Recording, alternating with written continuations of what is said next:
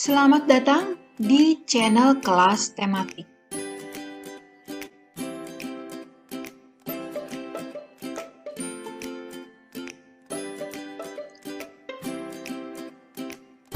Halo anak-anak kelas 6, bagaimana kabar kalian semua? Ya, Ibu harapkan semuanya dalam keadaan sehat walafiat ya, dan tetap semangat di dalam belajar. Dan tentunya juga kita harus selalu bersyukur atas nikmat sehat yang Allah berikan. Anak-anak, pada kesempatan kali ini kita akan belajar di tema 1, Selamatkan Makhluk Hidup. Subtema 1, Tumbuhan Sahabatku. Pembelajaran 1. Baiklah, mari kita awali dengan membaca basmalah bersama-sama. Bismillahirrahmanirrahim. Tonton terus ya videonya hingga akhir.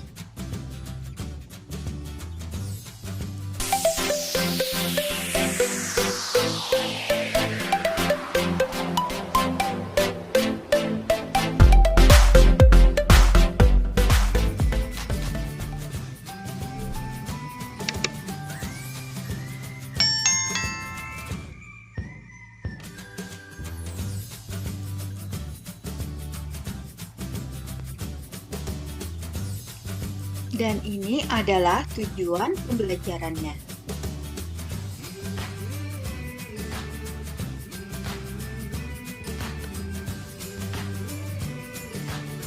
Perhatikan berbagai tumbuhan di sekitarmu. Apa manfaat tumbuhan bagi kehidupan? Ayo kita cari tahu.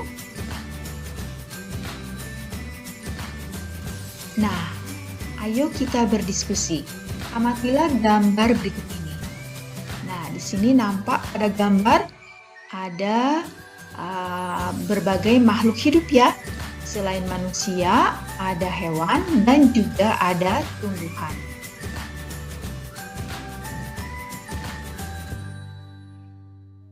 Ternyata tumbuhan dimanfaatkan oleh manusia dan hewan sebagai bahan makanan. Nah, apa manfaat tumbuhan bagi manusia? Tentunya satu, sebagai sumber energi. Kemudian yang kedua, sebagai sumber vitamin untuk kesehatan tubuh.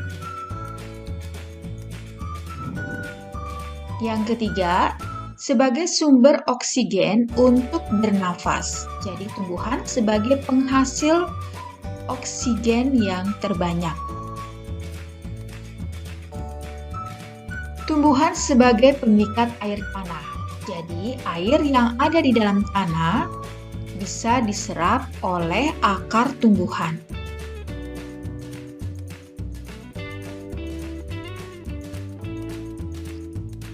Tumbuhan juga sebagai peneduh dan memperindah kehidupan di bumi. Nah, sekarang apa manfaat tumbuhan bagi hewan? Tentu saja tumbuhan sebagai sumber energi bagi hewan. Seperti contoh berikut ini, kerbau sedang makan rumput. Kemudian, monyet sedang makan buah. Dan ulat sedang makan daun. Dan masih banyak lagi. Jadi tumbuhan merupakan sumber kehidupan bagi semua makhluk hidup.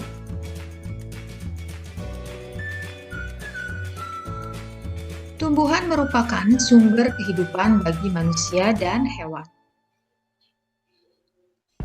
Tumbuhan adalah produsen penghasil cadangan makanan dan sumber oksigen untuk bernapas dan melindungi bumi dari sengatan sinar matahari. Apa yang akan terjadi jika tidak ada tumbuhan? Ya, tentunya manusia dan hewan akan kehilangan sumber makanan. dan bumi akan gersang sehingga kehidupan akan berakhir.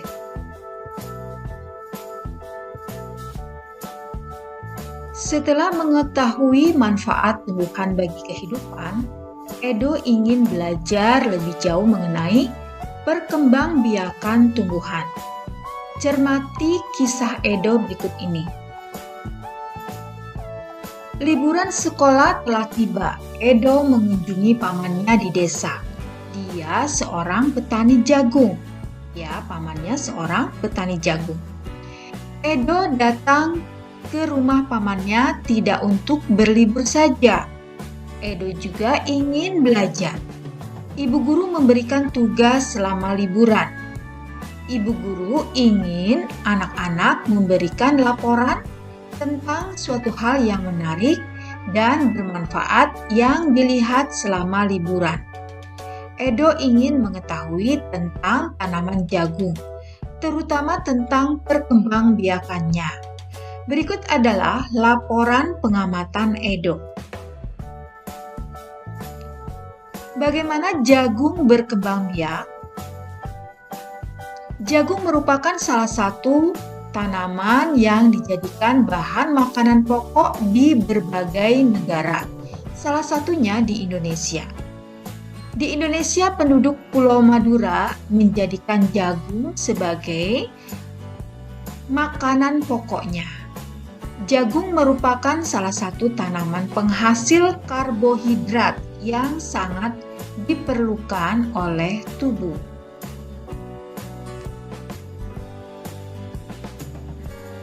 Seorang petani jagung memulai pembiakan tanamannya dengan menanam biji jagung. Setelah 3-4 hari, bakal tanaman akan muncul di permukaan tanah. Tanaman jagung akan terus tumbuh menjadi besar. 3 hingga 3,5 bulan, buah jagung dapat dipanen oleh petani. Buah jagung yang berbentuk seperti tongkol pada mulanya berupa sekuntum bunga. Bunga jagung memiliki helai-helai rambut halus pada bagian ujungnya. Pada helai rambut tersebut terdapat tepung sari. Tepung sari akan terbang terbawa angin ketika angin bertiup. Tepung sari yang terbawa angin sebagian akan jatuh di kepala putik yang terletak di bagian bawah bunga pada pohon jagung yang lain. Ketika itulah terjadi pembuahan. Setelah terjadi pembuahan, bunga jagung tersebut terus berkembang hingga menjadi buah jagung. Perkembangan itulah yang diamati dari waktu ke waktu. Buah jagung akan siap dipanen ketika rambut jagung sudah berwarna kecoklatan dan bagian tongkolnya sudah mengering. Apabila buah jagung tersebut dikupas, akan memperlihatkan biji jagung yang kekuningan. Bagian yang dimakan oleh manusia adalah biji jagung. Supaya jagung selalu tersedia sebagai bahan makanan manusia, maka petani jagung harus menanam kembali sebagian biji jagung dari hasil panen. Biji jagung yang tua dapat ditanam kembali. Dari sinilah akan dimulai lagi perkembangbiakan jagung. Edo senang sekali, ia menikmati tinggal di lingkungan yang berbeda. Edo juga senang memperoleh pengetahuan baru tentang tanaman jagung, yang merupakan salah satu makanan kesukaannya.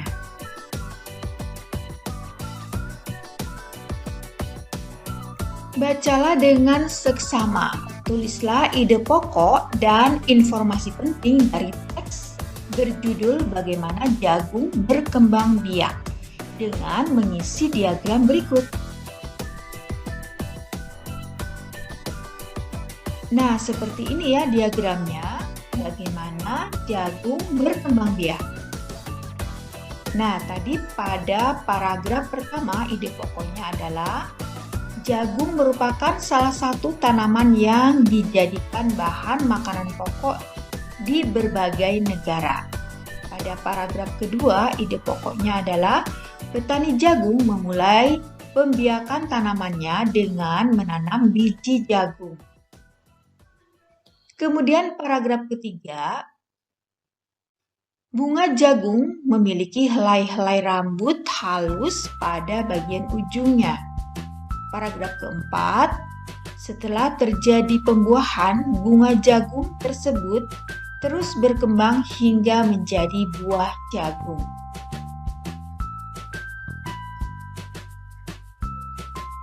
Pada paragraf kelima, ide pokoknya adalah supaya jagung selalu tersedia sebagai bahan makanan manusia, maka petani jagung harus menanam kembali sebagian biji jagung dari hasil panen.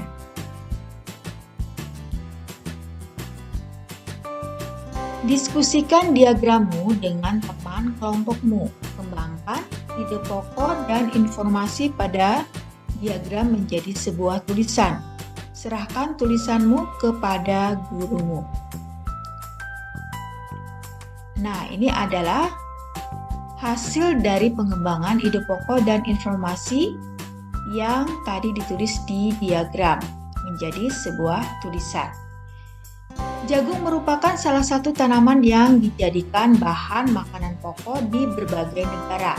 Petani jagung memulai pembiakan tanamannya dengan menanam biji jagung. Bunga jagung memiliki helai-helai rambut halus pada bagian ujungnya.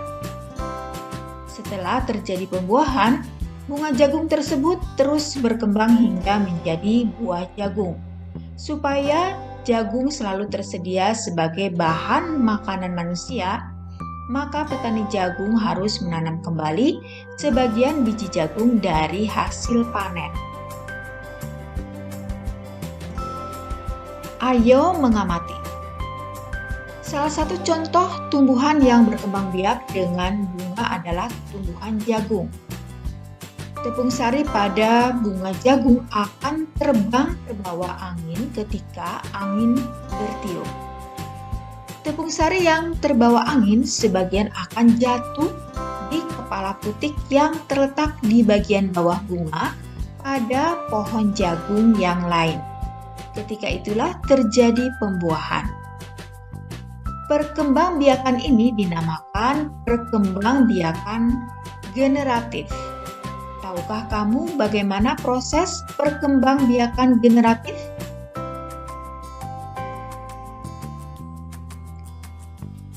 Perhatikan, ini adalah bagian-bagian bunga. Yang ini adalah benang sari. Kemudian yang ini kepala sari, ini kepala putik, dan ini tangkai putik. Kemudian ini bakal buah, dan ini mahkota. Ini adalah daun pelindung atau kelopak. Ini adalah bakal biji, dan ini adalah dasar bunga.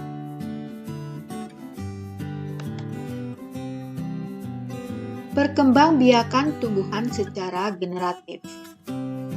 Perkembangbiakan generatif adalah perkembangbiakan yang terjadi melalui peleburan sel kelamin jantan dan sel kelamin betina.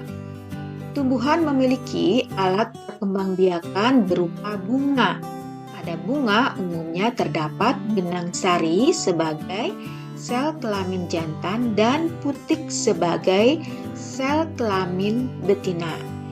Nah, apabila bunga memiliki dua alat kelamin ini, berarti dia disebut bunga sempurna atau bunga lengkap. Ada juga bunga yang hanya memiliki benang sari saja atau putik saja.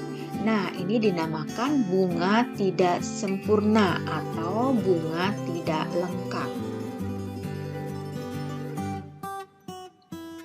Bagaimana proses terjadinya perkembangbiakan generatif? Perhatikan gambar berikut ini. Nah, ini adalah penjelasannya. Ya, proses terjadinya perkembangbiakan generatif diawali dengan proses penyerbukan, yaitu melekatnya atau jatuhnya serbuk sari ke kepala putik. Kemudian terjadi peristiwa pembuahan, yaitu peleburan sel kelamin jantan atau spermatozoid dengan sel kelamin betina atau sel telur, menghasilkan bakal buah atau zigot. Perkembangan selanjutnya terbentuklah buah atau daging buah dan biji dalam buah. Setelah cukup matang buahnya, biji buah dapat ditanam ke dalam tanah dan menjadi tumbuhan baru dan berkembang menjadi besar. Begitu seterusnya dan proses berulang. Nah, di sini ada macam-macam penyerbukan ya. Penyerbukan pada tumbuhan terjadi melalui berbagai cara, yaitu penyerbukan sendiri, penyerbukan tetangga, penyerbukan silang, dan penyerbukan bastar.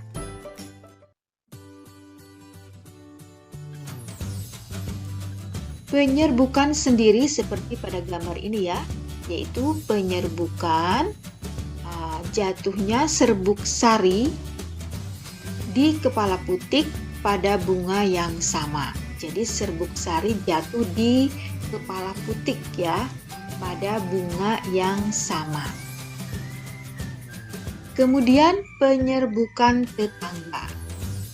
Penyerbukan tetangga itu serbuk sari jatuh di kepala putik pada bunga yang masih satu tumbuhan.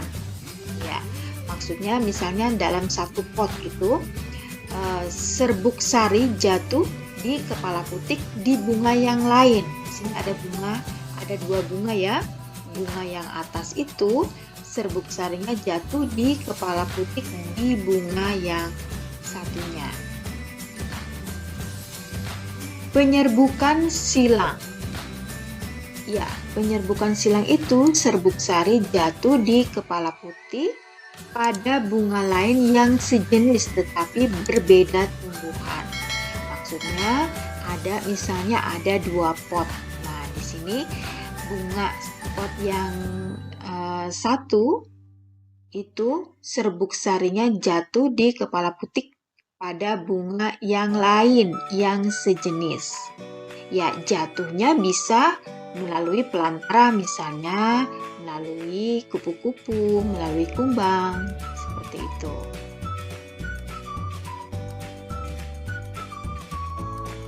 Penyerbukan bastar, yaitu serbuk sari jatuh di kepala putik pada bunga yang berbeda varietas.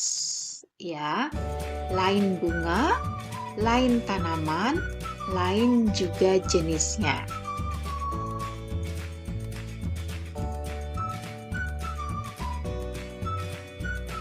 Penyerbukan pada tumbuhan berdasarkan pelantarannya ya.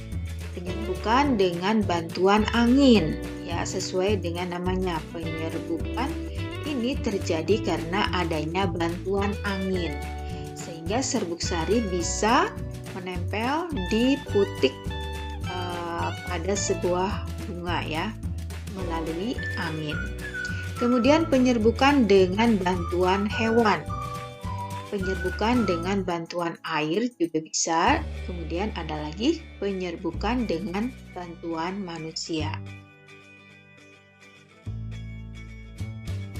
Nah, di sini ada semacam kesimpulan ya. Ya, nomor 1, perkembangbiakan generatif atau secara kawin terjadi melalui proses penyerbukan dan pembuahan. 2. Perkembangbiakan generatif pada tumbuhan diawali dengan penyerbukan, yaitu melekatnya atau jatuhnya serbuk sari ke kepala putik. 3. Setelah terjadi penyerbukan pada serbuk sari, tumbuh buluh serbuk sari yang menuju ke ruang bakal biji. Kemudian serbuk sari akan masuk ke ruang bakal biji melalui buluh serbuk sari. 4. Di dalam ruang bakal biji terjadi pembuahan, yaitu peleburan serbuk sari atau sel kelamin jantan atau spermatozoid dengan kepala putih atau sel kelamin betina atau sel telur. 5. Hasil dari pembuahan adalah zigot. 6. Zigot berkembang menjadi lembaga. Lembaga berkembang menjadi bakal biji. Bakal biji berkembang menjadi biji dan bakal buah. Kemudian bakal buah berkembang menjadi daging buah. 7. Lembaga yang berada di dalam biji merupakan calon tumbuhan baru. 8. Tumbuhan yang berkembang biak secara generatif antara lain, contohnya padi, mangga, durian, dan jambu.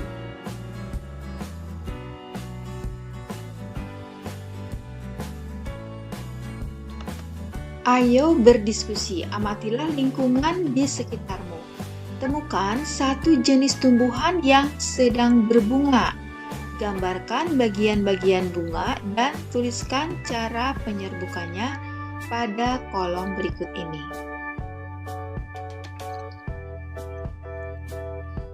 Gambar bagian bunganya adalah seperti ini ya, contohnya.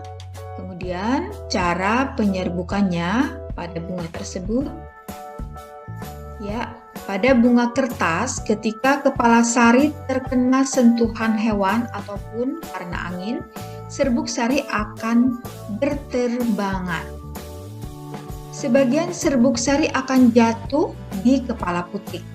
Saat itulah terjadi penyerbukan ya, yakni melekatnya atau jatuhnya serbuk sari ke kepala putik. Selanjutnya, sampaikan hasilnya kepada teman kelompokmu. Adakah perbedaan dengan hasil temanmu? Apakah perbedaannya? Nah, diskusikan perbedaan tersebut dengan temanmu. Menurutmu apa manfaat perkembangbiakan generatif? Carilah informasinya dan tuliskan pada tempat yang tersedia. Ya, alternatif jawabannya, ya, manfaat perkembangbiakan generatif adalah tanaman yang dihasilkan memiliki akar yang kuat. Selain itu, biaya yang dikeluarkan untuk perawatan juga relatif murah dan umur tanaman juga bisa lebih lama. Nah, sekarang coba bayangkan seandainya tumbuhan tidak berkembang biak, apa yang akan terjadi? Dan akibatnya semua makhluk hidup akan mati. Karena tumbuhan merupakan sumber dari penghidupan, mulai dari oksigen, makanan makhluk lain, alat penangkal bencana, dan mempengaruhi iklim di dunia.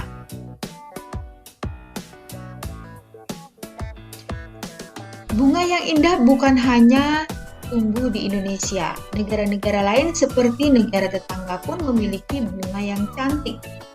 Karena kondisi geografis yang hampir sama, bunga yang tumbuh tidak jauh berbeda jenisnya.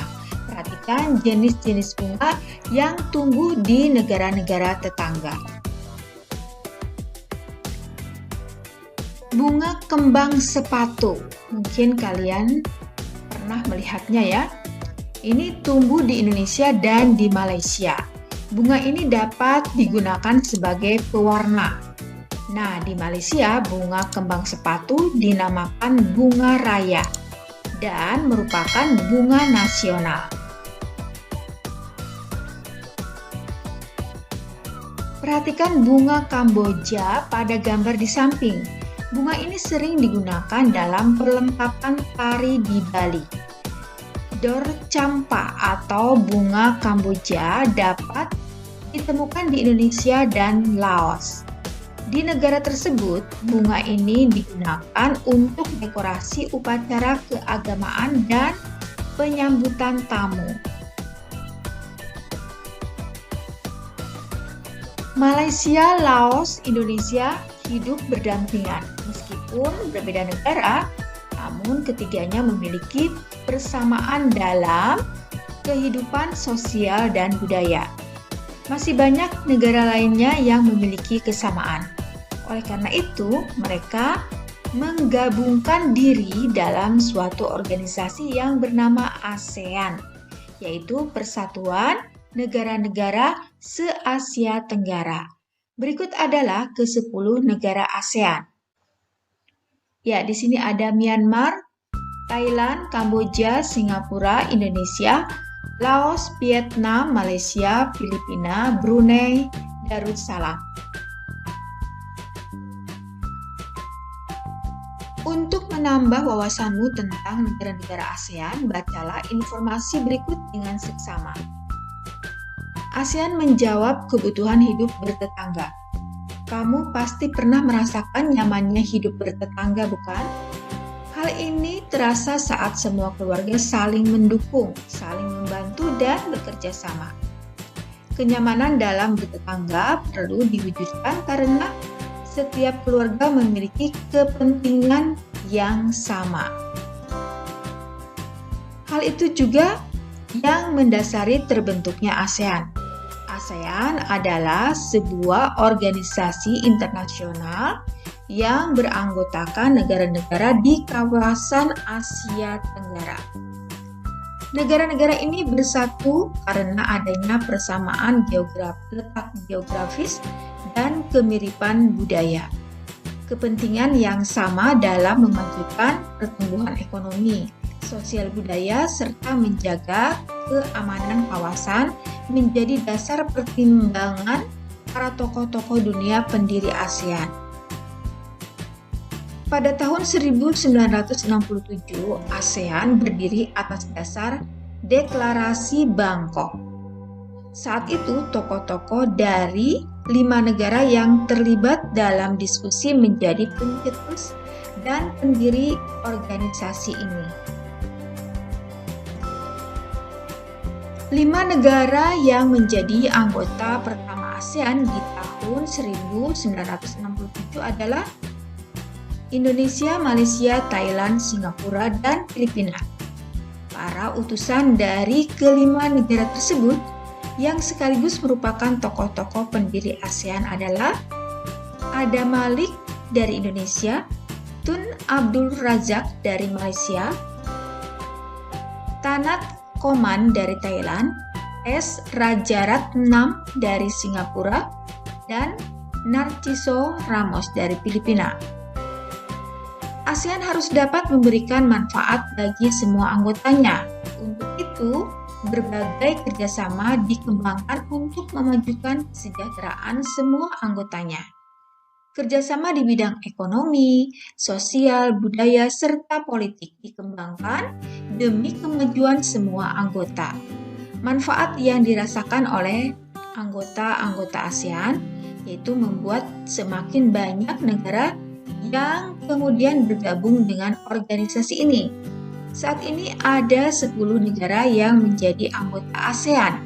Berdasarkan urutan waktu bergabungnya, negara anggota ASEAN tersebut adalah 1. 5 negara pendiri yaitu Indonesia, Malaysia, Thailand, Singapura, Filipina yang bergabung pada tanggal 8 Agustus 1967.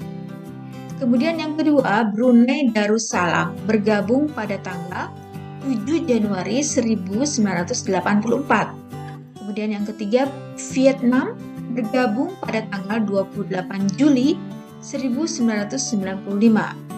Yang keempat, Laos dan Myanmar bergabung pada tanggal 23 Juli 1997. Dan yang kelima, Kamboja bergabung pada tanggal 30 April 1999. Masyarakat negara-negara ASEAN memiliki kehidupan sosial budaya yang unik. Kamu dapat mempelajarinya dengan membaca teks berikut. Ya, kehidupan sosial budaya masyarakat ASEAN dimulai dengan di sini adalah Brunei Darussalam. Kampung Ayer adalah desa terapung di Brunei Darussalam. Tahun 1000 1400 kampung air sempat menjadi pusat pemerintahan. Saat ini banyak penduduknya yang memiliki perahu pribadi dan disimpan di bawah rumah apung mereka. Budaya Brunei banyak dipengaruhi oleh ajaran Islam. Mayoritas penduduknya adalah orang Melayu. Kata Brunei berasal dari kata nah baru yang diucapkan oleh Awang Alak Betatar, penemu negara ini. Kata Darussalam berarti tempat yang damai atau rumah, dan juga keamanan. Dalam percakapan menunjukkan dengan jari telunjuk dianggap kasar. Secara tradisional, orang Brunei tidak berjabat tangan dengan lawan jenis. Melepaskan sepatu adalah kebiasaan umum orang Brunei sebelum memasuki rumah orang lain. Dan ini adalah Malaysia.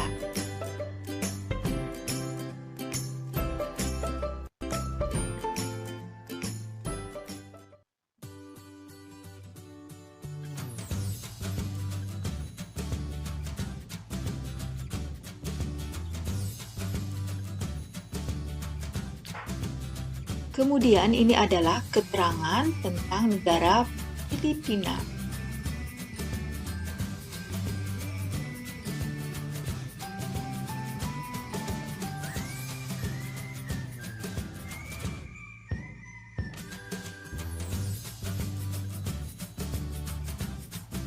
Kemudian ini adalah keterangan tentang negara Kamboja.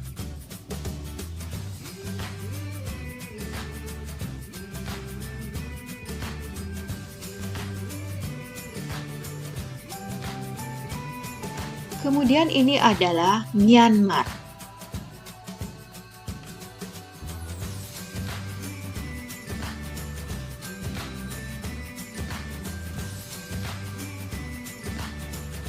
Kemudian ini adalah Vietnam.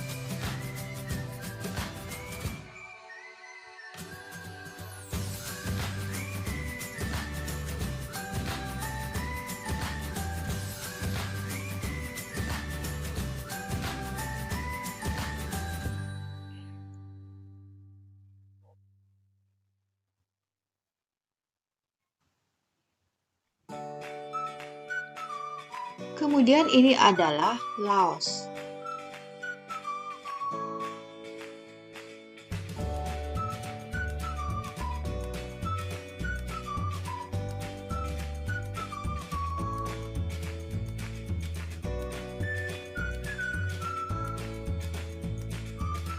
Ini adalah keterangan tentang negara Singapura.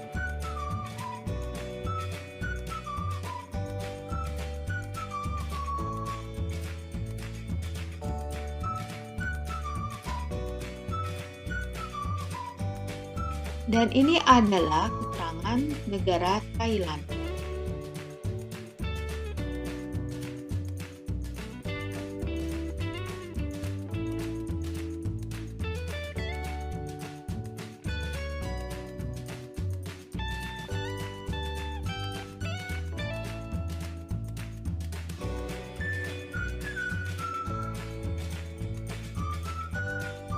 Bagaimana dengan kehidupan dan budaya Indonesia? Diskusikanlah budaya dan kehidupan sosial masyarakat Indonesia dengan temanmu. Kamu dapat menemukan tambahan informasi melalui gurumu atau buku bacaan di perpustakaan. Indonesia merupakan negara dengan luas wilayah terbesar di Asia Tenggara. Negara kepulauan ini memiliki kurang lebih 17.000 pulau. Warga Indonesia terdiri atas berbagai suku, agama, dan budaya. Pancasila merupakan dasar negara yang ditetapkan oleh para pendiri bangsa Indonesia. Nilai-nilai yang terkandung dalam Pancasila diambil dari tradisi serta nilai-nilai bangsa. Nilai-nilai ini dianggap mampu menjadi landasan perilaku bangsa yang beragam latar belakang etnis dan budayanya.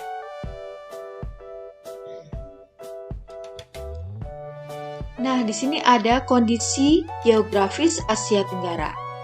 Letak geografis Asia Tenggara berada di antara 3 perairan, yaitu Samudra Hindia dan Teluk Benggala di bagian barat, Laut Cina Selatan di utara, dan Samudra Pasifik di timur.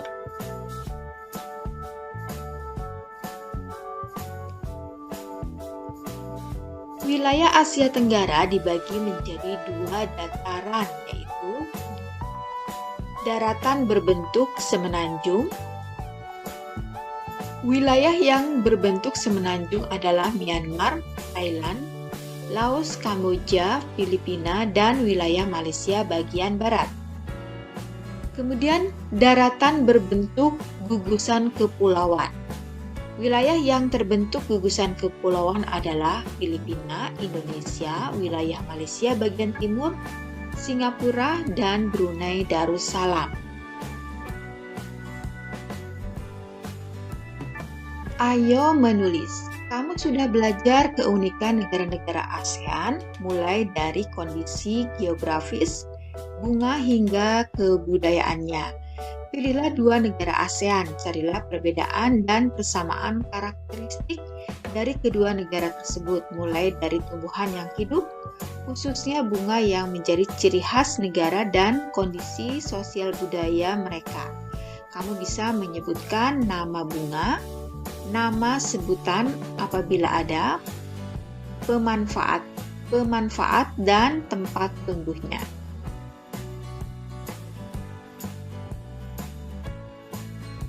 Tulislah pemikiranmu tentang karakteristik negara pada diagram pen yang telah disiapkan. Perhatikan caranya. Ya, caranya berikut ini. Tentukan 2 negara yang akan kamu cari informasinya lebih dalam lagi. Tulislah di kotak yang tersedia. Kemudian yang kedua, tulis masing-masing karakteristiknya di lingkaran sesuai dengan negaranya. Kemudian yang ketiga, di tengah lingkaran kamu dapat menuliskan persamaan karakteristik yang dimiliki oleh kedua negara. Misalnya negara Malaysia. Nah, di sini ibu kotanya Kuala Lumpur, bahasa nasionalnya Inggris, Melayu, Cina, Tamil. Luas wilayahnya 330.803 km persegi.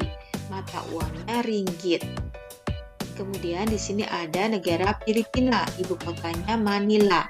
Bahasa nasional yaitu Filipino dan Inggris. Luas wilayahnya adalah 343.448 km persegi. Mata uangnya peso. Nah, ini adalah perbedaannya ya. Kemudian ini ada persamaannya. Persamaan karakteristik kedua negara itu adalah sebagai anggota ASEAN dan terletak di kawasan Asia Tenggara.